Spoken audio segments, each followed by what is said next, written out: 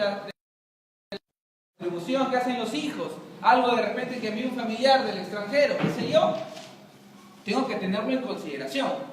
Y imagínense este micro a nivel macro, a nivel del Estado. El Estado que tiene en consideración, por ejemplo, ¿qué es lo que todos pagamos cada vez que compramos algo? El IGB, impuestos. Impuestos, ¿verdad? ¿Está cuánto ahora el IGB? 18%. ¿Ya? ¿Y qué quiere hacer PPK?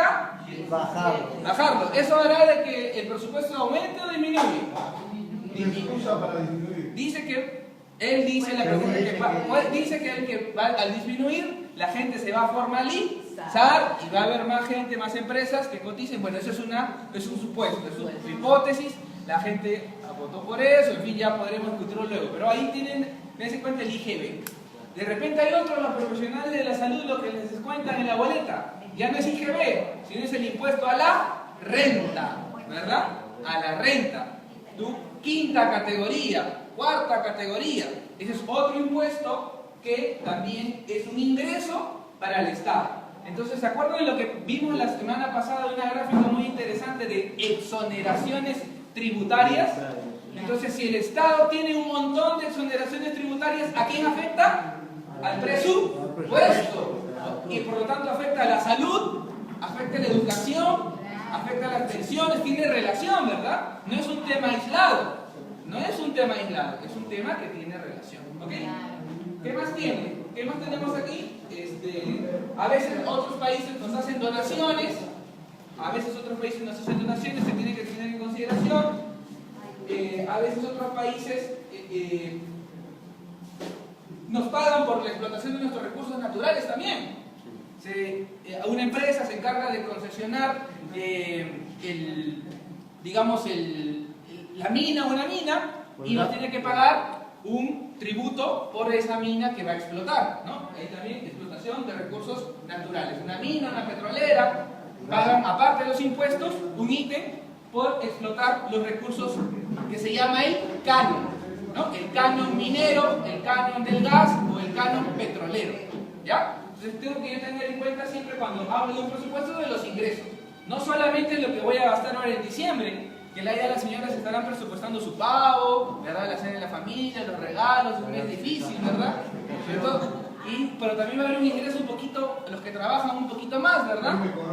Va a haber sus 300 soles a los que trabajan en el sector público, ¿verdad? Su aguinaldo, ¿verdad? Y en el otro lado vamos a tener, ¿no?, otro sueldo más los que trabajan en el sector privado. Entonces vean, es diferente, ¿no? Es diferente. Pero esa es la lógica que quiero que tenga aquí. Cuando yo hago un presupuesto, tengo ingresos y tengo egresos. Si tengo una disminución de ingresos, lógicamente voy a poder tener que gastar menos, ¿ya? Y ahora que viene el tapo un poco, aquí no nos mareemos, pero cómo el Estado, teniendo en cuenta qué ingresos va a tener en un año y qué egresos va a tener en un año, cómo hace todo un proceso para llegar a ese presupuesto. O sea, no es que a alguien se le ocurre, ¿no? Al doctor de la red Tupac Amaru se le ocurre y él dice tanto, o al ministro se le ocurre. Finalmente hay temas de decisión política importantes, como vamos a ver, pero hay etapas, ¿ya? Y estas etapas son importantes porque hay que saber en qué momento del año yo tengo que ir, sabiendo en qué etapa, para decir, oye, yo sé que estás haciendo el presupuesto. Ahorita ya están aprobando el presupuesto en el Congreso. O sea, ya no podríamos pedir nada. Por ejemplo, estamos en noviembre, ya no podríamos pedir nada para el próximo año. Olvídense, ya está, oleado y sacramentado. Nuestro trabajo va para marzo, cuando en la unidad ejecutora de la red de salud Tupac Amaru, ahí le pide el mes, oye, ya, ¿cuánto vas a gastar para el 2018? Ojo. Entonces, esto también tiene que ver con momentos, con tiempos, tiene que ver con las etapas del proceso presupuestario. Hay etapas, ¿ok? Son 4 etapas, ¿ya? 4 etapas, en realidad son 5, aquí ya se han juntado 2, que es la programación y la formulación. Voy a pulsar acá.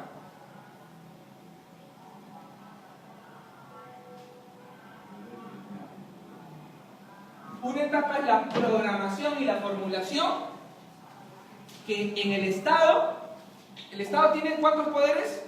3, ¿verdad? Legislativo, ejecutivo, judicial.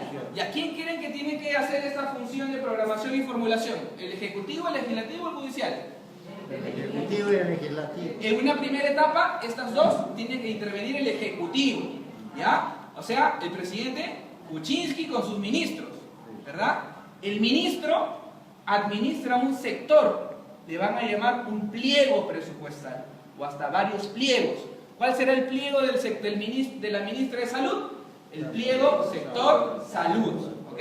Entonces, en este sector salud, yo voy a tener probablemente algunos u otros entidades que van a tener que remitir mi información de cuánto voy a gastar.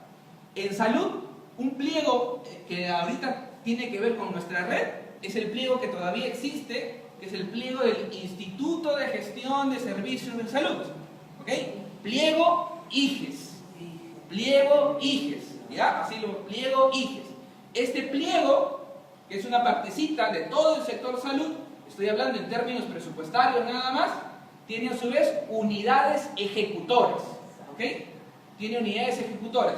Por lo general, y ahí tiene que ver mucho con lo que ha explicado Lucho hace un rato, el doctor Luis hace un rato, los hospitales son unidades ejecutoras solitas. El Loaiza, él es su unidad ejecutora él solo. Él decide qué va a gastar, qué no va a gastar, cómo lo va a hacer, pero él es el que lo vigila, el pliego, el IGES. En cambio, en el primer nivel de atención, donde estaban un montón de establecimientos, no se organiza en torno a una sola unidad ejecutora. Es decir, el Centro de Salud de Tahuantinsuyo Bajo no es un pliego, sino toda la red. ¿Ya? Toda la red. Y aquí les quiero poner una imagen de quienes conforman esa red, para que vean, se den una idea de la comparación. El doctor Clemente. No ha salido acá. Listo, acá. Quiero que vean esto. Acá no ha salido. Duplicar, ya.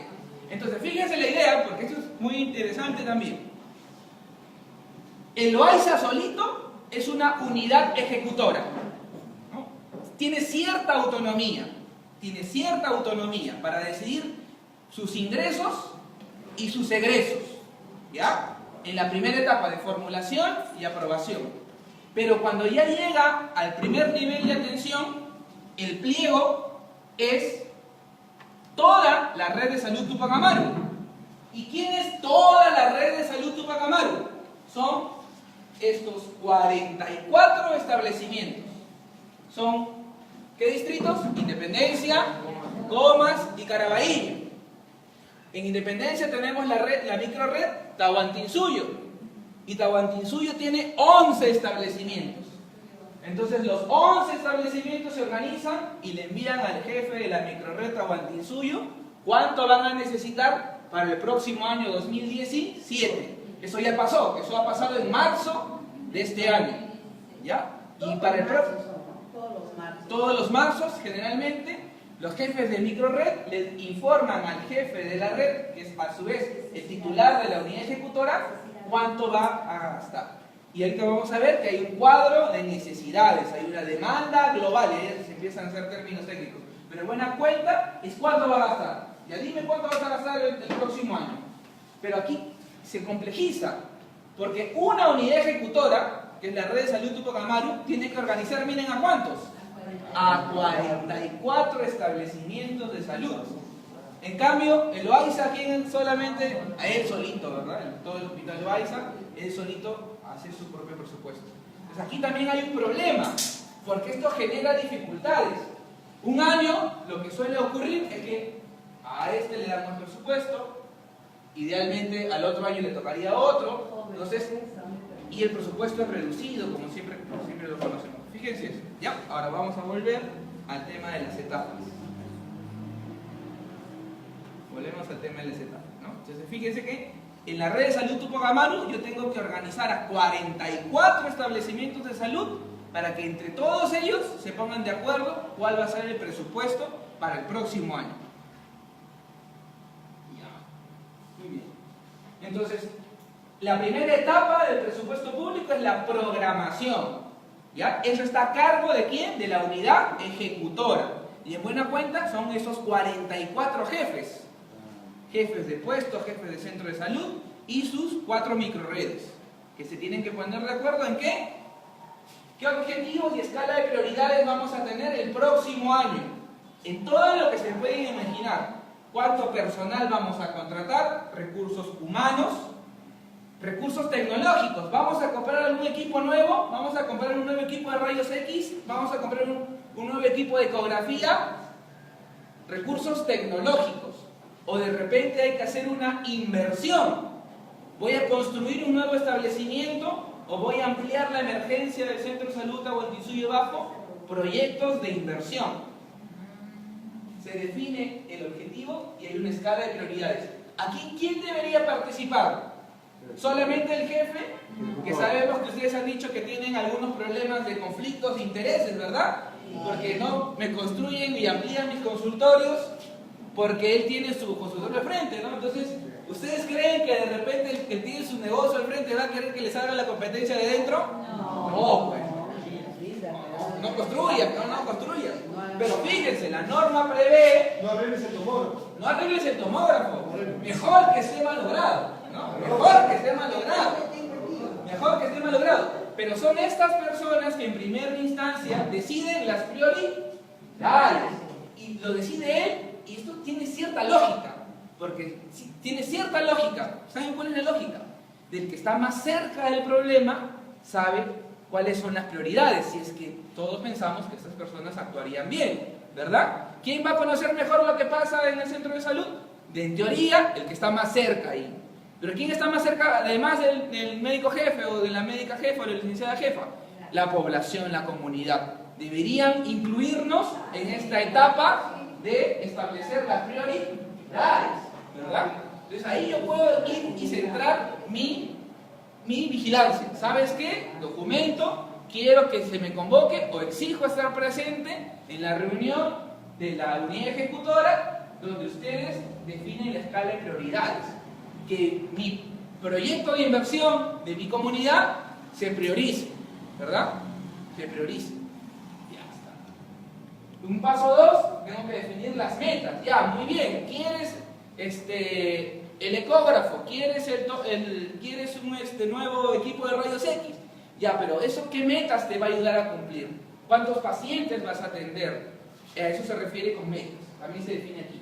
Finalmente nos dicen cuánto eso es el gasto. ¿Cuánto significa comprar un ecógrafo? ¿Cuánto significa comprar un nuevo equipo de rayos X? Tantos millones de soles, porque eso cuesta así, ¿no? Son equipos que son caros, no son equipos que tienen algún valor.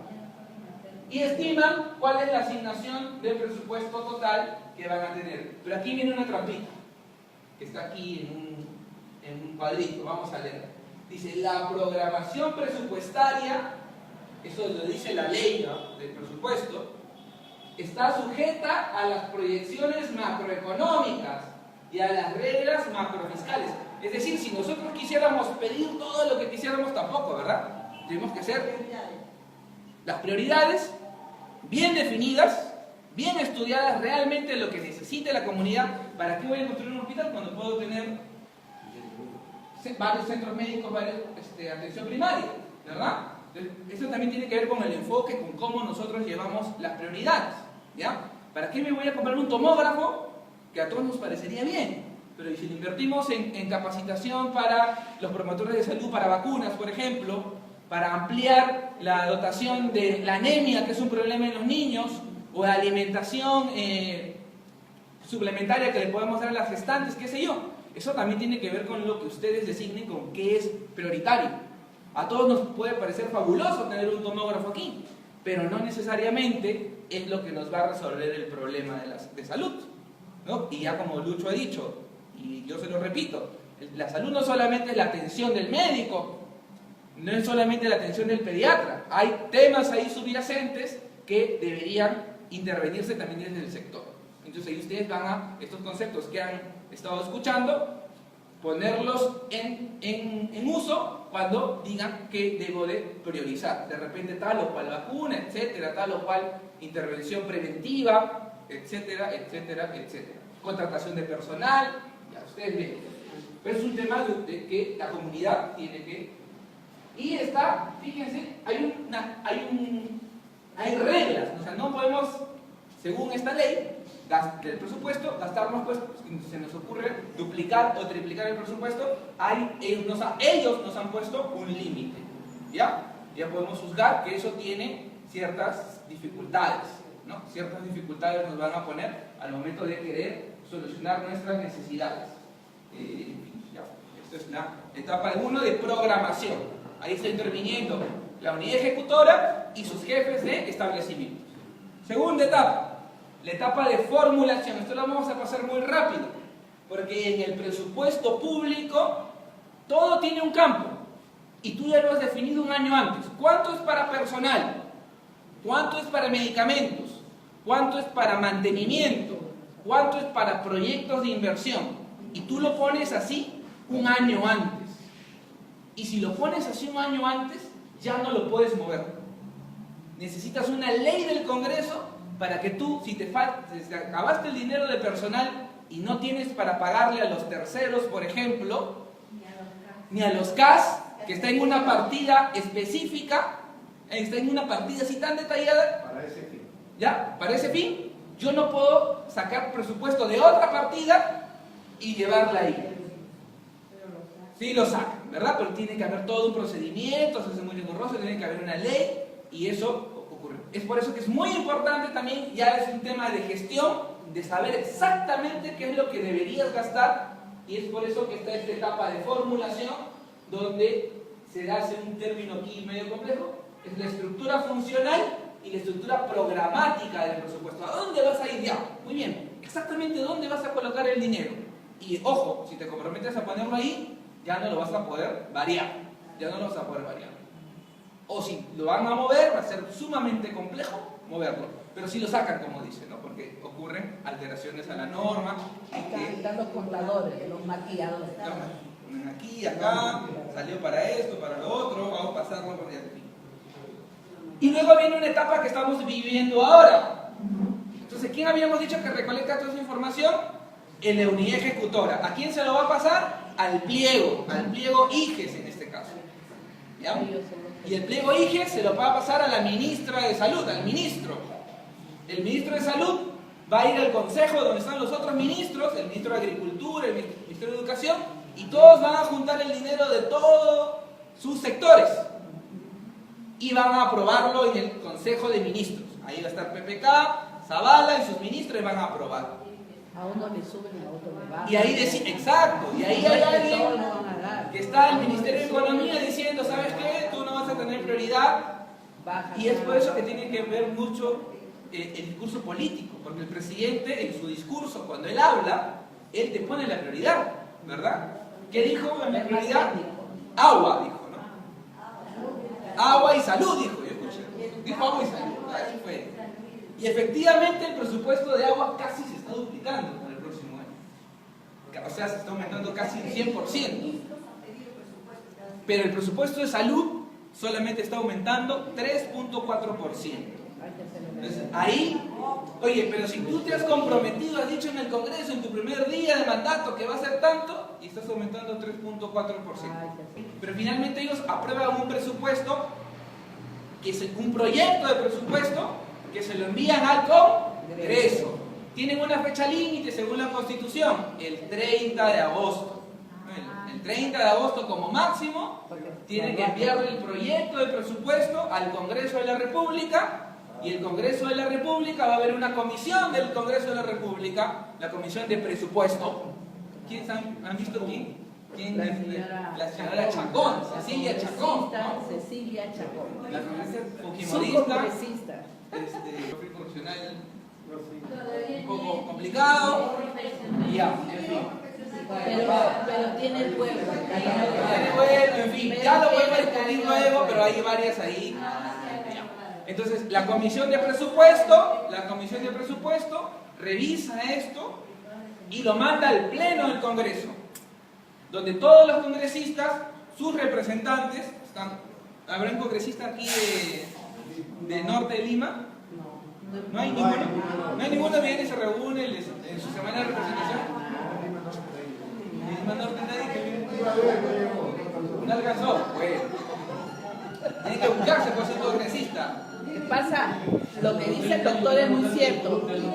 Nadie es, como dice en su tierra, nadie es profeta en su tierra. Yo he sido candidata al Congreso, pero así es pues, así es. el congresista tiene la posibilidad ahí, y eso tiene que ver ya un poco de reforma política y todo lo demás, como ocurre en otros países. En otros países tú tienes tu congresista de tu distrito.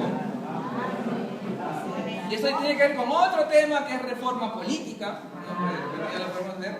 Es que la franja naranja Y vino con entonces, pelotas, un panetón y todo. pero ahí ya hay un tema de los congresistas que empiezan a decir, oye, ¿por qué a mi provincia no le has ejecutado su hospital, su colegio, el proyecto de agua? Y empiezan a debatir, y es un debate político, o sea, esto no es un tema solamente técnico, que cuánto más se le agrega o se le quita ese presupuesto.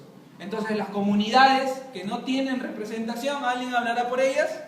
No, ¿verdad? Entonces el congresista lleva... Por eso es que es muy importante tener un representante, tener voz. Y si no la tengo, pues yo puedo ser la voz, ¿verdad? Mi comunidad organizada puede ser la voz. Ya le exigió, fue y se entrevistó con la ministra y con los congresistas de Lima, que finalmente son nuestros representantes, y le decimos, oye, yo quiero esto, lo otro. Me reúno. Si yo ya sé que ellos van a recibir el 30 de agosto el documento de presupuesto, pues yo estoy buscando ya que me reciban los primeros días de septiembre, ¿verdad? Cita con los miembros de la Comisión del Congreso de Presupuesto de Lima. Y estoy sacando, porque ha llegado el presupuesto. Ya dime cuánto viene para la red de salud un poco malo, ¿no? Si estoy en un tema de salud. O dime cuánto está para el tema de educación, que es la misma lógica para educación. Entonces, finalmente, el presupuesto se aprueba en el Congreso. Se debate y se aprueba. Y ahorita estamos viendo eso en la tele. Si ustedes prendan la televisión, en el canal de noticias el fin de semana, están ahorita debatiendo la ley del presupuesto. ¿Ok? Entonces,